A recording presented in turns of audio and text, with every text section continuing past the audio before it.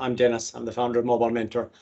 And what I'm going to do is I'm going to walk you through a set of questions. I'm going to talk first about what does modern mean, because the word modern is really overused today. I'm going to talk about what it means in the context of your endpoints. I'm going to talk about the destination, what we're all hopefully aiming to get to, and then talk about the roadmap to get there. And we're very privileged. We've been on this journey with about 250 organizations now, where we've either helped to design, build, migrate, or manage their environments as they move to this modern configuration. And then we're going to talk a little bit about how that modern configuration maps to Essential 8 in Australia and how it maps to the Zero Trust framework. And then we're going to talk a little bit about what we can do with our existing Microsoft 365 licenses, what's feasible with E3, where you need E5. And so I'm going to tackle a set of questions and walk you through a few slides based on our experience, but I'm going to open this up for questions. We've got a small audience for the live discussion today, and this will be recorded and shared with many others later. So with that, let me start and talk about the framework we're talking about today is what we call the endpoint ecosystem. Now, you've probably never heard that language. We use that to describe the combination of all the devices your employees might be using. They might have a desktop, a laptop, a tablet, a smartphone. Some of those are owned by your company. Some of those are BYO. They all run an OS. They all require updates. They all run probably a different portfolio of applications, some provided by work, some personal. And then your employees have a sign-in experience, which is hugely problematic today because most of the phishing, most of the leaks, most of the attacks, most of the breaches happen through people clicking on links, typing their passwords and opening nefarious attachments. And so we're really interested in the combination of the hardware, the operating systems, the applications, the authentication process, and then the supporting processes from day one when an employee joins you to the last day when you're offboarding them and removing your data from their endpoints. That's the endpoint ecosystem. And it is extraordinary to think about how much has changed and how quickly it changed. And the pandemic drove 5 huge changes in 2 short years. First, we were all told, go home and figure out how to work remotely. That was a big shift for most people. And we had to rely a lot more on our endpoints and our endpoint ecosystem. Secondly, there was a 500% increase in cybercrime during the pandemic. The bad actors could see where the money was going and they followed the money. And education and healthcare and government services got nailed. And they're still getting nailed because that's where a lot of the money flowed to deal with the pandemic. And then we had this crazy chip shortage, which meant it was very difficult for employers to get new hardware. So suddenly there was a reliance on employees' personal hardware. And in many cases, people had to work on a personal laptop and deal with BYO laptop for the first time in history. We're all used to BYO smartphone and we're all used to BYO tablet, not BYO desktop or laptop. That was a shift. And then we saw during the pandemic when we all started hiring new people and onboarding new people remotely, that was a complete flip. Instead of onboarding people in the office, we were onboarding them in their home office. And then the Great Resignation really forced employers to think about how they're treating their employees, how they make work an attractive place, an attractive activity for them, even if they're not coming to a physical place. And that created a lot of focus on getting the balance right between security and employee experience. And so that balance is something we spend a lot of time thinking about and working on, how we balance the two. And we see that they have to be balanced. If you go all out with security, as many organizations have done, that puts the employees in a situation where they're highly motivated to work around the security that's put in place. Shadow IT flourishes. People will be using Dropbox and Gmail and all sorts of unsanctioned cloud apps. Conversely, if you deploy the whole portfolio of Office 365 applications without the appropriate security, you're taking colossal risks. And we define this balance with an infinity symbol because the journey never ends. As David said before, it's a journey. There's no clear starting point. There's no clear end point. Every time you change a setting, a policy, a conditional access rule, you change your security posture, and you will have an impact on somebody somewhere in your tenant, possibly an unintended consequence or impact. And every time you have a new employee that brings in a device or downloads an application or updates their OS or does anything, they're going to change your security posture. So it's a never-ending push and pull between the experience and security, never ending. But there is a fantastic destination we can all shoot for with Microsoft 365 and the portfolio of capabilities in there. And we define that as the 6 pillars of modern endpoint management. And it all starts with a zero trust framework, where we assume every access request is a breach or a hack unless explicitly verified.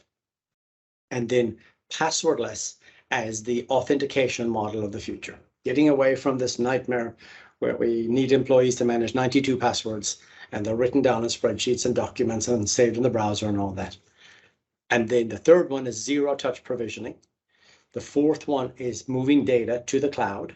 The fifth is over-the-air updates for both operating system and applications. And the last one is remote support for remote workers. Now, getting these right is super important to get that balance right, especially for a hybrid workforce where people are working at home, in the office, from airports, whatever. And the thing that's really exciting about this for me is that when we get this right, and we can get this right with Microsoft 365, and when we get it right, we can start to remove the legacy security constructs that we have inherited from the last century. So if you think about passwords, they were invented in 1961.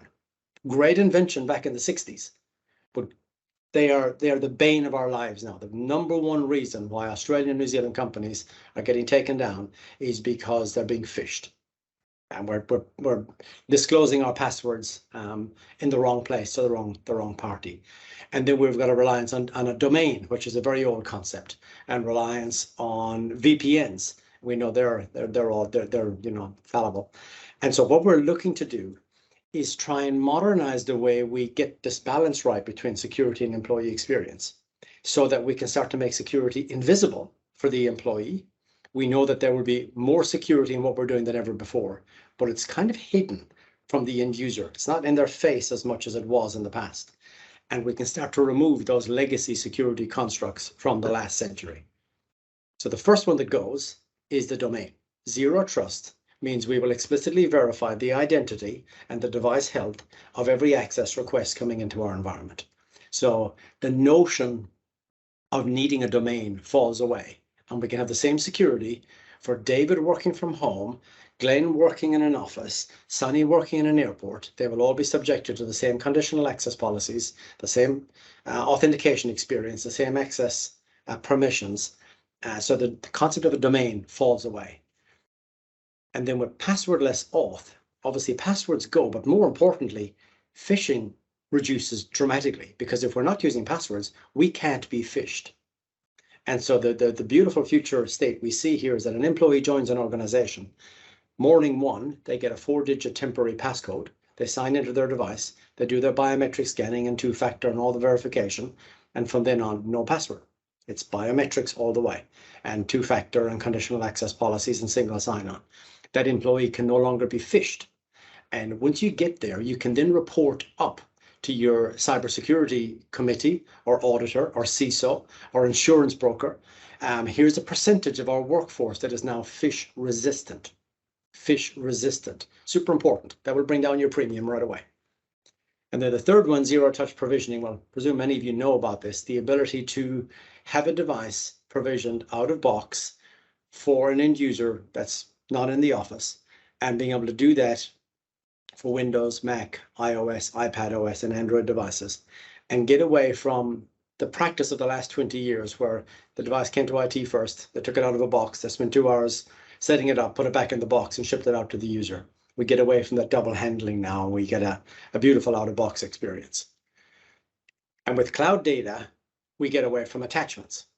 So again, attachments are a huge source of risk. Every time we ask someone to send us the data in a spreadsheet, we're taking a risk, because if that email gets forwarded outside our organization, that's now a vulnerability and potentially a notifiable breach if it's got a certain number of records. So for example, in healthcare, if you've got 500 records, boom, you've got a HIPAA breach, and it has to be notified to the authorities. But if the email gets forwarded simply with a link to OneDrive or a link to the document in Teams, it's useless to the external party. You do not have a notifiable breach. So we can do away with attachments, over-the-air updates. We can do away with VPNs. So we no longer need to say to an end user, fire up a VPN to connect your Windows machine to SCCM or WSUS to pull down an update. Those days are gone now, fortunately. We can push out that update over the air and keep the device healthy. And then with remote support, we can take out a ton of the friction that used to exist between remote workers and office-based IT. Now we can have remote IT workers, remote service desk people who are able to remote into a remote employee's device and resolve issues very easily. So this balance really excites us because we know we can nail this with Microsoft 365 in a way we couldn't do with legacy technology. And I'm going to double click for a moment on Zero Trust because that's just so important. And what we see that we can achieve with Microsoft 365 is we can put the basic framework in place with E3. Now you may want to go further and have E5 to automate and streamline some of the things. But if you think about it this way, it all starts with identity. Can we trust the identity of the person wanting to access our resources? Can we trust their endpoint? Then our conditional access policies essentially forms a policy engine, which will then decide, can I allow this user from this endpoint with this version of an OS and this kind of application, to access a specific application in our environment and access specific data. And we're just making decisions on every access request in a few nanoseconds. And this is happening all the time, and it's seamless and invisible to the end user. But the way we can do this is, of course, using Azure AD for our identity, Windows Hello as our biometric authentication and multi-factor authentication, making sure our devices are managed, that they're visible in Intune, that the OS is up to date, the applications are patched. We've got a green tick in the compliance portal. And then we can say, okay, now we can pass that user through to access HR records or financial records or whatever they need to access, or specific locations in OneDrive, and making those decisions in a nanosecond without the end user even knowing that every time they click on a link, open an attachment, or type something in, that this process is happening. And as I mentioned, you can do all of this with E3, but when you want to streamline it and automate it and take it to the next level, that's where E5 comes into play. And I also want to click for a moment, just for a moment on that, Zero Trust. We've got 3 white papers we published last year, which have been extremely popular, the most downloaded assets from our website. If you're in IT, this first paper is not for you. This is for your boss's boss. It's basically an explanation in plain English, with no jargon, no acronyms, of what is Zero Trust, so that a CFO or a board member or a non-technical person can understand what this is about. The second paper explains, here's how far you can go with E3. Here are all the things you can do. Here's the deployment framework. And then the last one explains, here's what you can now achieve, and here's the justification to go E5 to scale up your Zero Trust program of work. So perhaps, Sunny, if you wouldn't mind sharing those assets, those white papers in the chat, so our audience can download them and read them later. The other one I'd like to touch on is Essential 8, which is a great initiative by the Cybersecurity Commission in Australia. And they've mapped out very clearly the 8 things that every Australian organization should be doing to protect themselves. And the really cool thing is that modern, that modern endpoint management framework I referred to hits 6 of these really well. So modern endpoint management doesn't take you the whole way to Essential 8, but it certainly gets you in a great position when it comes to having managed endpoints, having updated operating systems, having patched applications, having visibility, and having restricted admin privileges, and reducing your risk of an attack, and then reducing lateral movement when you have an attack, and then improving your ability to recover after the attack. So prevent, minimize, and recover. That's essentially what the Essential 8 is looking to do. And this modern endpoint management framework takes us about 3/4 of the way to putting that framework in place. And then the other one that's worth mentioning is passwordless auth, which is beautifully simple now when we break it down. And with Microsoft 365, we can, with E3 actually, we can go a long way to implementing passwordless auth. It starts with the biometrics experience. And our advice to everybody right now is whatever laptop you're choosing from whatever vendor, make sure you're buying laptops with TPM 2.0 encryption chips. TPM 2.0 encryption chips, because that then means you can rely on Windows Hello. You will have an authentication experience on the machine where the encryption is on board and your credentials never go out. And so your users will be able to sign in biometrically. Then single sign-on. Our advice there is always choose cloud applications that are SAML 2.0 compliant, so that you can use Azure AD as your front door or your authentication broker to all those future applications. So SAML 2.0. And then multi-factor just needs to be on for everybody, everywhere, all the time. And there's no room anymore for pushback or complaints from end users. It's just the cost of doing business in this day and age. We have to have it on everywhere. But then for some users, we may also need elevated privileges, people in IT, people in special roles. And for that, we recommend something like the YubiKey, which is a FIDO2 key. They're now super cheap. They've got down to, I think, about $20. Really easy to deploy, and they enable us to get an elevated privilege without having passwords.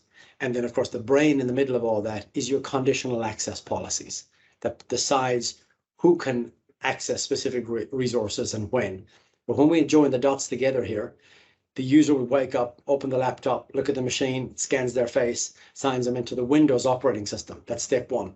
Then single sign-on signs them into their trusted applications like Office 365 and any SAML compliant SaaS applications. Multi-factor is required then for something secure, maybe elevated access to a FIDO key for something super secure, and conditional access is joining the dots and making all the rules. But that's all doable today with with Microsoft 365 E3, and it's just getting better and better. And we're now seeing GPS location coming to the multi-factor app and number matching and a whole bunch of cool capabilities, which makes that richer. Let me pause there for a moment before I get into what the journey looks like. Sonny, do we have any questions on the destination first and how modern endpoint maps to Essential 8 and Zero Trust? I'm now going to switch gear a little bit and talk about what we have observed and learned from working with about 250 organizations who have done this modernization journey. And they've gone from a legacy state to a modern state. That legacy state might be a combination of a CCM and Mobile Iron, or it might be Manage Engine and AirWatch, or it might be, whatever, Altiris and MAS 360. Everyone's got their legacy and everyone's got inertia and reasons that make it difficult to go to modern. So they're at opposite ends of the screen here for a reason. And what we've learned is that there is no shortcut. We've learned that everybody needs to go through a process where they validate the technology first. Is Intune going to work? And then secondly, is it going to work for me and my use cases? So doing a pilot with specific use cases. Will it work for us? And then there's usually some kind of a staged rollout in production, creating dynamic groups, adding people, so it's rolled out. Then there's usually some kind of a mass migration to pull all the legacy devices and applications and users into that future modern state. And then there's usually a consolidation phase where we say, right, now we know the technology, we can trust it, we can now turn off Mobile Iron. We can unsubscribe from that license. We can turn off SCCM. We can turn off all these other products and consolidate on the future state. And that's a journey. And it's not easy. And there will be challenges along the way. And the acid test for me on how well we have arrived at the right-hand side of that picture is we need to assume that there will be a security incident on a Friday night and your best engineer is on holidays. And something has happened, something really bad has happened. And the test will be how well your team and organization is able to respond to that and resolve that issue with new technology. And we assume you've just turned off all the legacy stuff. You knew all that legacy stuff really well. The skills were spread across your team. You're now in the scary new world. How well are the skills for that new technology spread across your team? And how can you cope when you're a man down when something bad happens on a Friday night? That's the test that we always kind of put forward. So as we go into this journey, there are many things to consider, many things. And I'm going to do a quick run through of a few of them and talk about what we have learned, what we have observed from watching people do this well. I'll maybe share with you one or two horror stories of where it's not done so well, but I'm going to share with you best practice. And what we see is inevitably it starts thinking about which use cases can we move to this modern configuration. It may not be for all our users right now. For example, in healthcare, we see most of our healthcare customers are very comfortable moving their knowledge workers, the non-clinical workloads, into the modern configuration. But the clinical workloads that may need something like Improvada single sign-on may not be ready to go there yet for reasons of legacy applications. Then we see mapping GPOs to future Intune management policies is a big piece of work. Most IT people tell us they've inherited GPOs from their predecessors, predecessors, and sometimes there's 20 years of rot that has been inherited, and that needs to be understood to figure out what are all these GPOs doing, what do we actually need to achieve at the management of our future endpoints. And then the third piece is getting a clear handle on the application inventory. What are all the applications? We've got one client who's got 800, a government client, 800 different applications across the organization. They don't even know what they are, who uses them, or what the authentication model is. So understanding the current state, super important to start with. Then once we get started, we generally see that there's a ton of work required to get the provisioning process right. It's easy enough to get started with autopilot, but to finish the job takes persistence and a fair bit of work. And when it's done well, and now we've got clients now who got the autopilot build down to 9 minutes. 9 minutes. That's not white glove. That's a full out-of-box experience for the end user. And when it's done well, the machine comes up. It's got BitLocker. It's got your OneDrive content synced. It's got your applications deployed. Security policies are enabled. There's management profiles. And the device shows up on the console as green. It's compliant. It's a beautiful thing when it goes well. And then for the white glove part of that, if you want to do white glove, we're seeing the cost of white glove drop down to about $6 or $7 in the international market now. So if that's going to save your end user 9 minutes, it's probably worth it in some cases if it's day one. But some organizations will have to figure that out. And then figuring out your configuration. Are you still going to push some parts of your workloads, like legacy applications, out from SCCM? Or are you going to move everything into the future configuration and just be Azure AD joined, or live in that hybrid Azure AD joined configuration? Then, as many of you know, OS updates are much easier nowadays than they were in the past. We have deployment rings, we have automation, we have rollback, we have pause, a whole bunch of capabilities. So getting that right is not a monster task. Getting applications right is a monster task. Figuring out how to package your applications and then how to patch them and keep them patched and automate the patching, that is a monster job for many organizations. Then there's usually some additional infrastructure required, perhaps deploying certificates out to your devices and the integration required there. Maybe the Intune tunnel to get a VPN to a device or a split VPN, and maybe the app proxy to get secure access from an Intune managed machine back to some secure on-prem resource. And one thing I can tell you that's coming is Microsoft is building the CERT authority into Intune, and that'll be released next April. So there will be a CERT authority in Intune. So for mid-sized organizations who don't have their own CERT authority, that's going to be very helpful. And then also they're releasing the ability to have a tunnel on a BYO device. So you can have an unmanaged device that's running the app protection policies. And now also you'll be able to have a tunnel to have a VPN to an unmanaged device. Super useful. And then we see that when people go into production and they want to start figuring out the migration, there's a lot of work required that's not technical, but it's more about the comms, the change management, the messaging. And so the first part of that is up, signaling to management. This is the change. This is why we're doing it. Here's a time frame. Here's what we can expect. And then the communication down to the end users to let them know, here's what's going to happen. And in many cases, we may need to wipe a machine or wipe a device and rebuild it and all that, letting people know this is the experience you're going to have, and here's how it's going to pan out, and here are the instructions to follow, maybe with visual screenshots and all that, and here's how you're going to get support. And then the third part, equipping the service desk so that when the calls and tickets start coming in from users who've lost their email or a calendar, that the service desk is there to calmly and quietly get those people back to business again quickly. So getting all those artifacts right is super important. Then for the BYO use case, which is growing everywhere, getting the Intune mobile application management right with app protection policies and the right articulation to the end users to be able to say, we're not managing your device. We can't see your device. We're not geolocating it. We can't see your personal apps, but we have a duty. We have a duty of care towards our clients and our business, and we have to protect the data in Outlook and Teams and Word and Excel and so on, and being able to clearly articulate to end users what you're doing with your BYOD policy, how it's going to work, and how that protects their privacy at the same time as securing your information.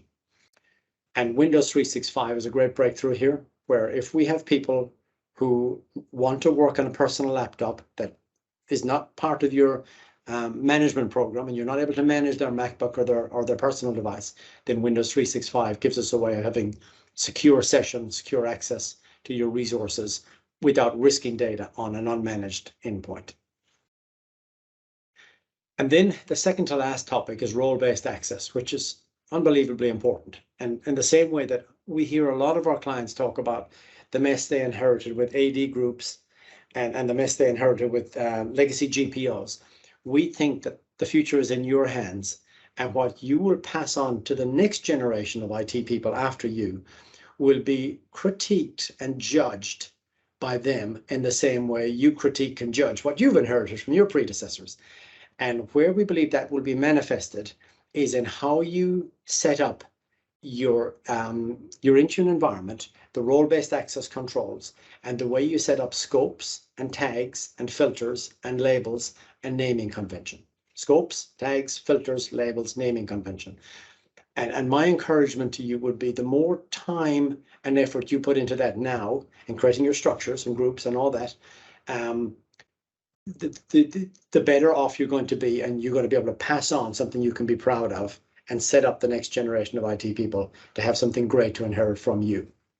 And what it enables you to do is to have, for example, some non-negotiable security policies across your whole organization, but then be able to delegate some controls and permissions down to specific groups or departments or branches or offices or regions in a way that makes sense.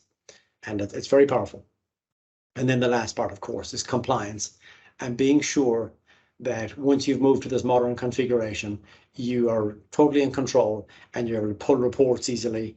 You're able to handle the endpoint analytics portal, fluently, and get out the data you need to do all the reporting you want to do.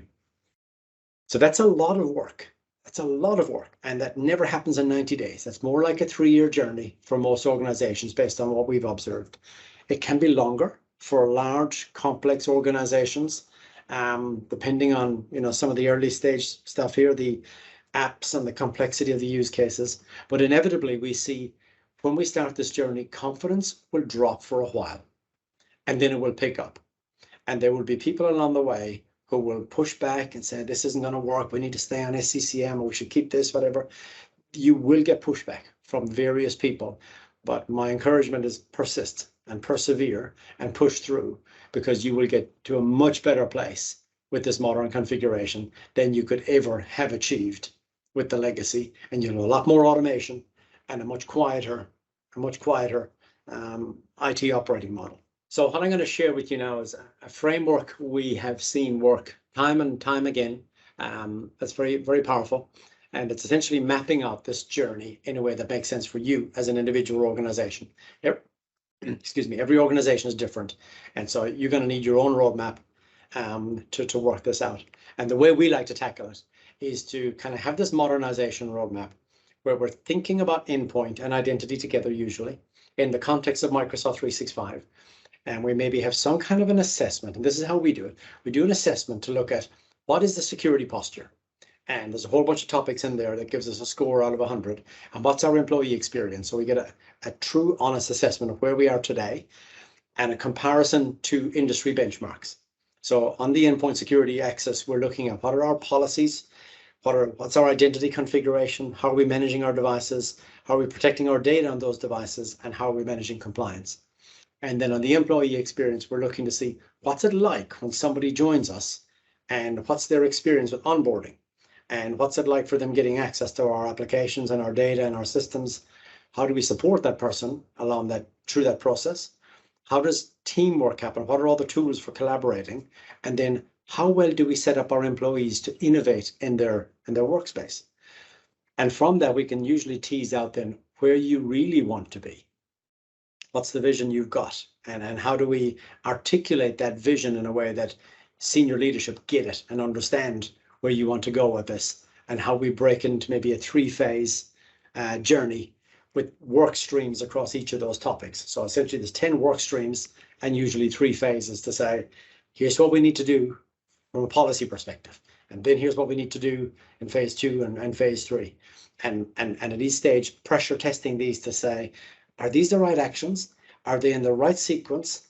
And when the pressure comes on next year, will we actually have the headspace and the budget and the resources to get these things done?